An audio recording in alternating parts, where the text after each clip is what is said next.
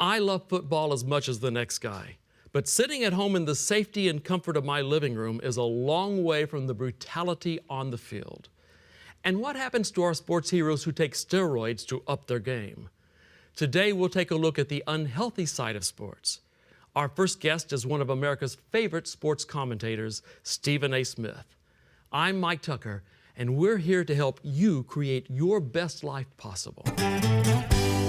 This is Lifestyle Magazine with your hosts, Dr. Charmaine Long, Obi DK, Lionel LaMountain, and Mike and Gayle Tucker.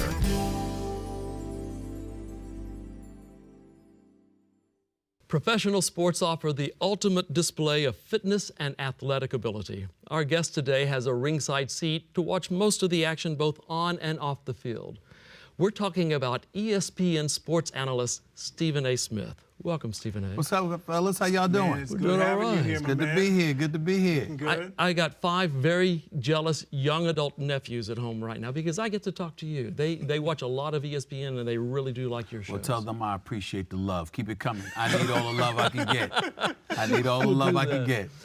A lot of people who have played, and you've played college athletics. Yes. A lot of people who play, after they get through with their playing career, they let their health go. They don't make that transition, but you've not done that. You've kept yours. Well, yeah, it's been a struggle because I have my little addictions with sugar, no doubt about it. I mean, I never run from a bowl of Crunch Berries. I can tell you that much, at least until the last year or so. I've gotten a lot better, but in all seriousness, you know, when you look at a lot of professional athletes, I never put myself through the rigors that they put themselves through. Right. Working out religiously, getting paid for it, your very quality of life, the upbringing, the kind of things that you have to do to take care of your family, this is what it's all about. And so when you go through that and you endure that process for many, many years, and then all of a sudden it's over. Well, number one, particularly if you've made a lot of money, you think that you've got a license to lounge, or, of course. You know, and certainly you think that you've earned the right to sort of rest or whatever the case may be.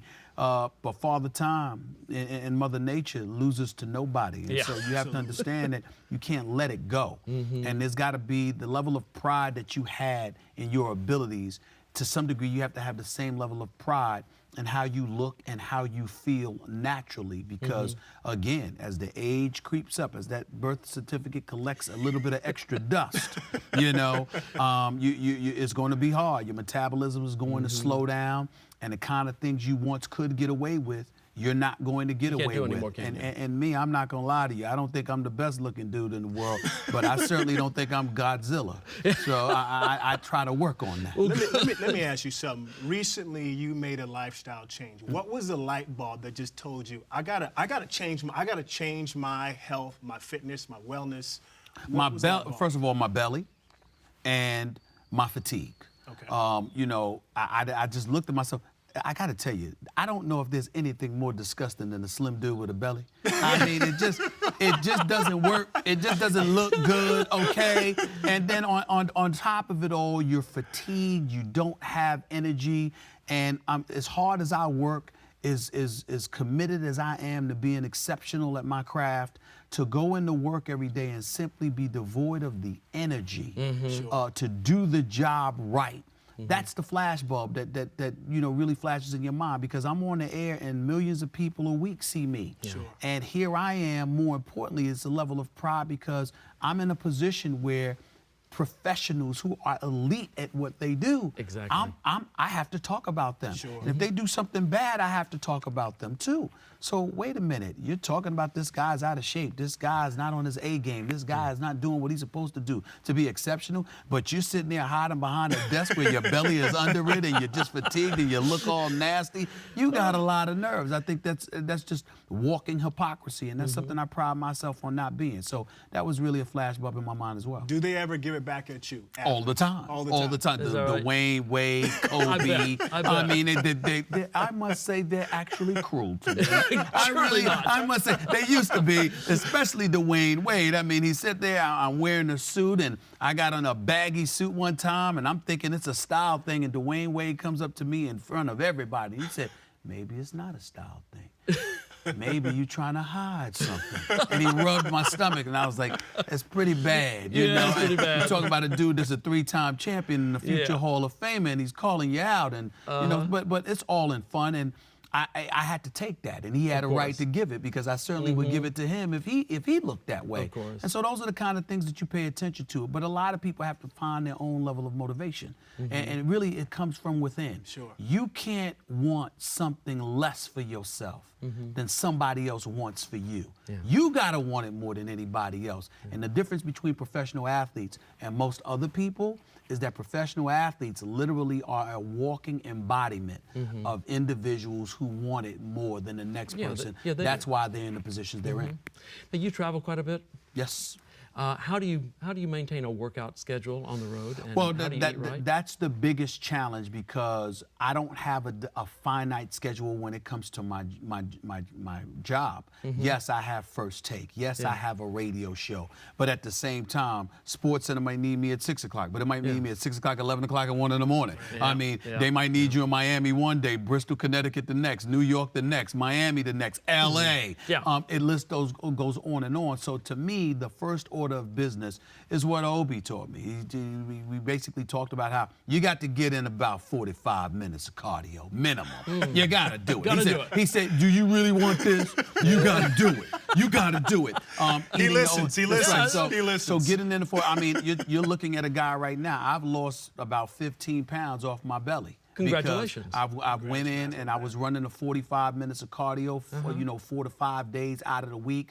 Changed my diet, make sure I eat oatmeal instead of waffles and pancakes in the morning. Now it's oatmeal with sliced bananas and blueberries. You know, I've got a friend of mine, dear friend of mine, J.J. Smith, that wrote a book on a 10-day smoothie, so you get those green smoothies. Oh, are you into that? Oh, yes, I'm into all of it. The combination of her along with Obi, I mean, has got me on another level. I'm 46 years of age, and I can tell you honestly, with those things, whether it's the green smoothie, his exercise regimen, the diet, the nutrition that he's put me on as well, I would say to you, I'm in the best shape I've been in 20 years. Come on. Wow. 20 years. I literally feel like I'm in my 20s. So 46 is not an impediment to being in good shape. No, there's no excuse. I mean, listen, again, you want to put the right things in your body. Sure. I'm telling you right now, the level of shape I'm not in is because I missed a couple of the workouts that he told me to do. I cheated and ate a couple of meals that I wasn't supposed to eat.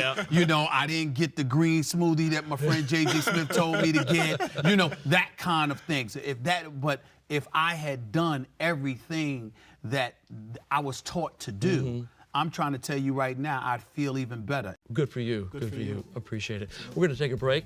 We're going to come back in just a moment. Stephen A. is going to join the crew, and we're going to talk about a very controversial topic, steroids. We'll be right back.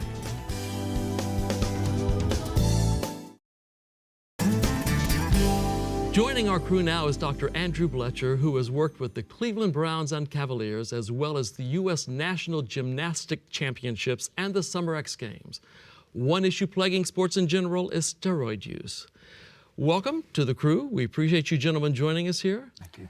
Doctor, how prevalent is steroid use right now in sports? Probably much more prevalent than we think. There's a lot of sports that we don't commonly associate with steroid use. For example, there were years ago where we didn't think it existed in baseball, and now we know different. I think there's other sports that really don't get a lot of media attention from this issue, such as golf and tennis, and sports we don't particularly think have a reason to have the use of performance-enhancing drugs, but they're there. So I think it's even much more in golf common. as well. Absolutely. Wow. That's interesting. Do you think, Dr. Fletcher, do you think the reason why PEDs are so prominent is because they're still not testing for growth hormone quite yet? Well, that's one, but there are many out there. I think the testing policies that are in place are really not designed to catch people yet.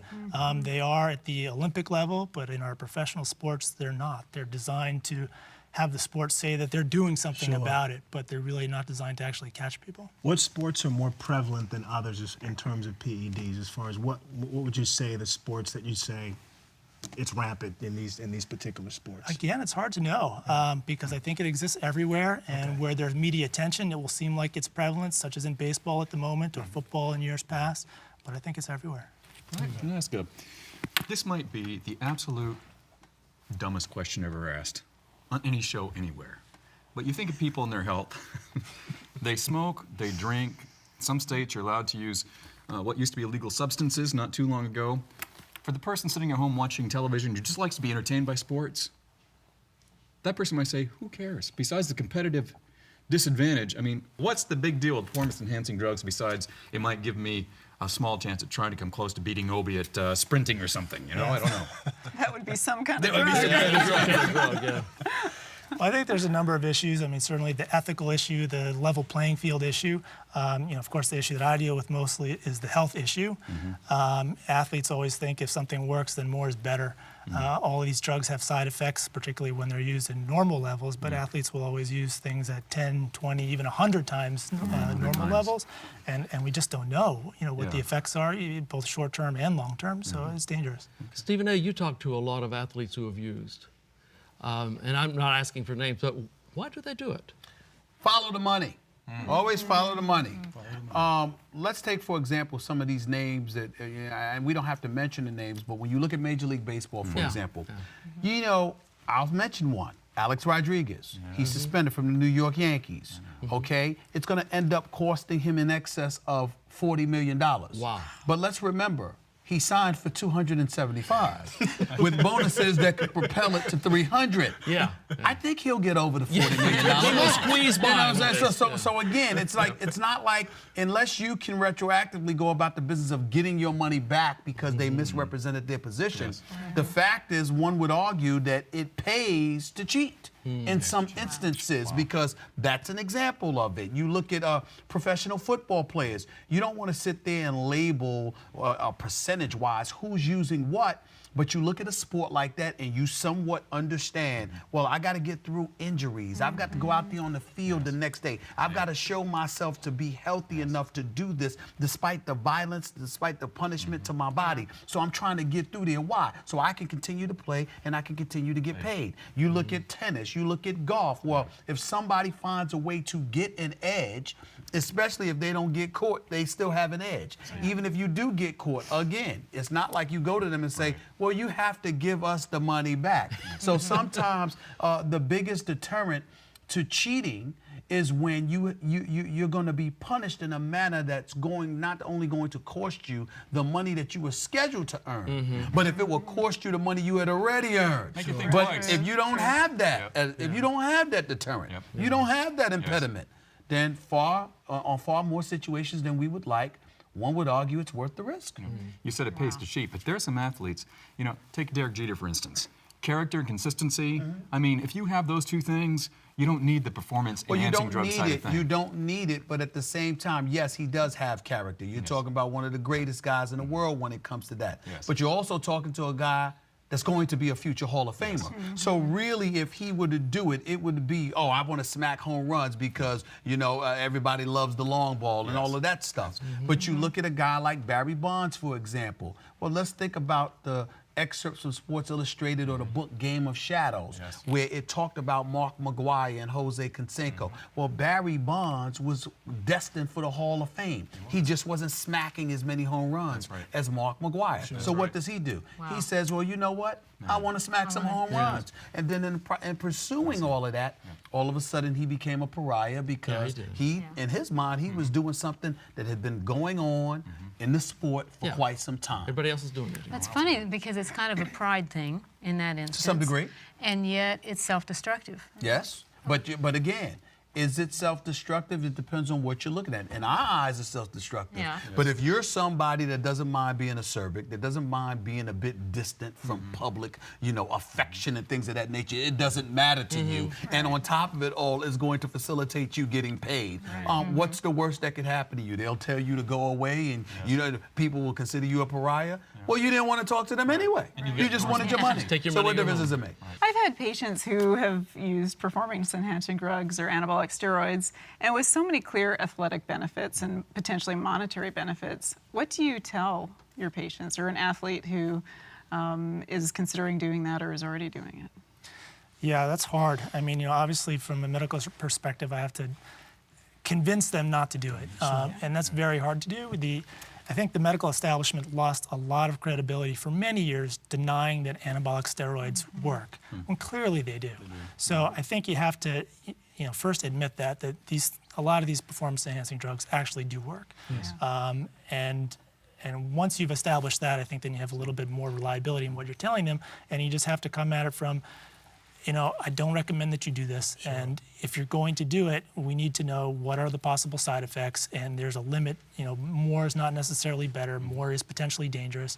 But getting into the athlete's psyche and trying to turn them off of these things is very difficult. There was a anonymous survey several years ago of future Olympians, and they questioned, if you had the ability to take a performance-enhancing drug and you were guaranteed you were not going to get caught and it would get you a gold medal, would you do it? And 80% of them said they absolutely would. 80%. 80%. They then asked the question again and said, okay, you can take the performance-enhancing drug, you're going to win the gold medal, but you're also going to die from the side effects of this drug. Would you do it? And still, the majority of them still said yes. Wow. That's incredible. It is very difficult to turn them off from that. Athletes believe that they've already put so much into their sport in terms of time and training and everything else, and that needs to be validated. And whether that's validated with money or it's validated with a gold medal, something needs to validate that. And if they have to do whatever they have to do to get that, they're going to do it. Is the chemist still ahead of the people administering the drug testing? Because people are beating these tests. Absolutely. Especially in track and field. I'm a former track guy. I love sprinting, compete against it my whole collegiate career. And I believe that there's still a lot of sprinters that are on the stuff and have incredible chemists. Absolutely. And the chemists are always going to be ahead. And I think the only way that you are able to work against that is what we're doing now, where you're able to save the samples for years. So, okay, we can't test for whatever you're taking now, but we're going to be able to figure out how to test for it 5, 10, 20 years from now, and we're going to hold on to your sample, and when we do test it and we do find it, we're going to take away your gold medal. Is there a statute of limitations on that? Well, there's a statute of limitations on how long we can go with this conversation. We're gonna have to end it up right now, and we take a break. When we come back, we're going to talk about the number of concussions that are going on in sports.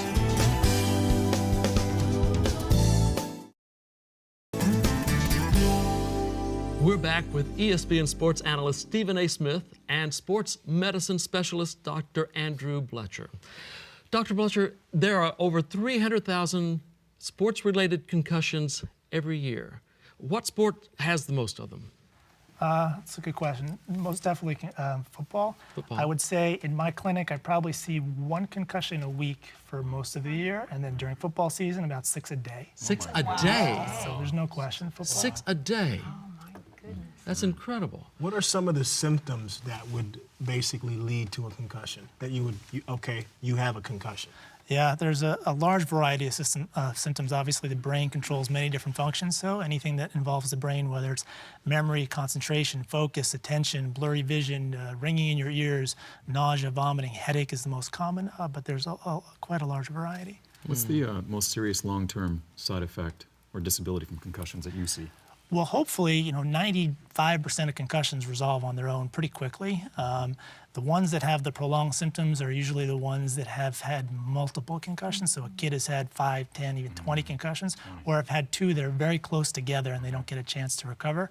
And that's what leads to more of the long-term side effects. But the majority of concussions, they resolve.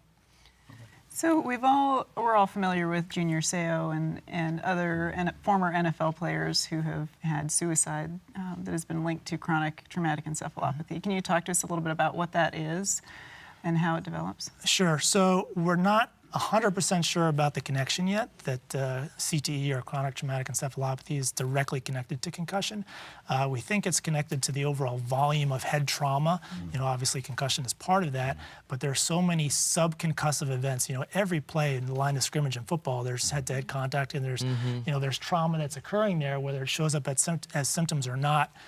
It's that overall volume that leads to it. So you have people who develop CTE, maybe they've never had a concussion or had 1 or 2, but they've had such an overall volume of the subclinical head trauma. So it's probably a combination of both, but it's overall head trauma that we believe leads to CTE.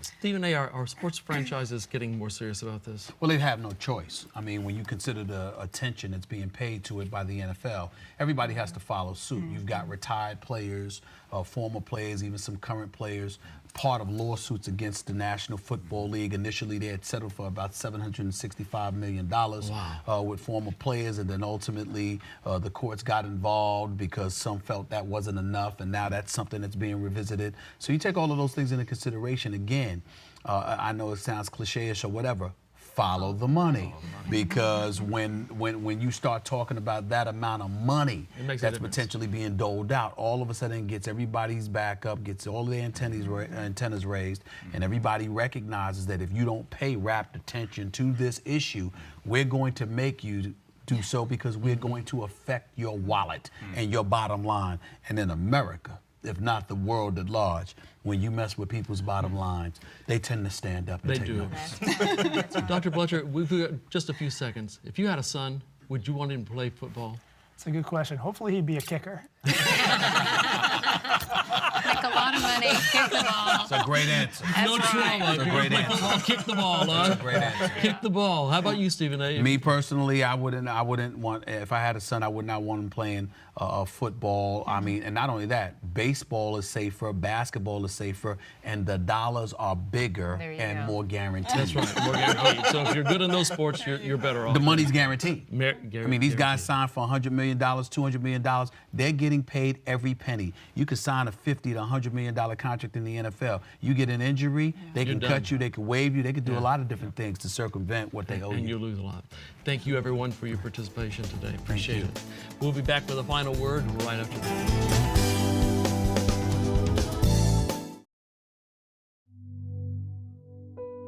We've had a great conversation with Stephen A. Smith and Dr. Andrew Fletcher. Thank you, gentlemen, for being here. Thank you. So, are our values really this messed up that we would, as a nation, permit this sort of thing going on, the steroids and everything else? Best way to answer that question is that it was messed up. It's getting better. It's getting better. It's getting better, and that's always a good thing. It is a good thing. A lot of the states are doing things now too, I think. You know, like California just passed a law in the high schools and what they can or can't do. They're paying attention, they're taking notice. There's more awareness now, obviously, right? Well, the main thing is, let's take care of our health, shall we? Yes. I want to thank all of you for being here, and thank you for being a part of this one as well. We look forward to seeing you again next time, but until then, you take care of yourself. Bye-bye.